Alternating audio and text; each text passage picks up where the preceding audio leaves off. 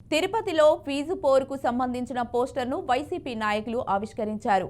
ఈ నేపథ్యంలో ఈ నెల 5వ తేదీన రాష్ట్ర వ్యాప్తంగా అన్ని జిల్లా కలెక్టర్ కార్యాలయాల వద్ద నిర్వహించే ఫీజు పోరును విజయవంతం చేయాలని వైసీపీ విద్యార్థి విభాగం అధ్యక్షులు చెవిరెడ్డి హర్షిత్ రెడ్డి పిలుపునిచ్చారు. కూటమి ప్రభుత్వం పేద విద్యార్థుల జీవితాలతో ఆటలు ఆడుతోందని హర్షిత్ రెడ్డి అన్నారు. వారి భవిష్యత్తును చీకటిమయం చేస్తోందని విమర్శించారు. విద్యా దాంట్లో ఎలాంటి మార్పులు మన జగనన్న రేపు ఖచ్చితంగా తిరుపతి 5వ తారీఖు జరగబోయే విద్యార్థి పోరులో మన ప్రీతం నాయకులు జగన్మోహన్ రెడ్డి గారు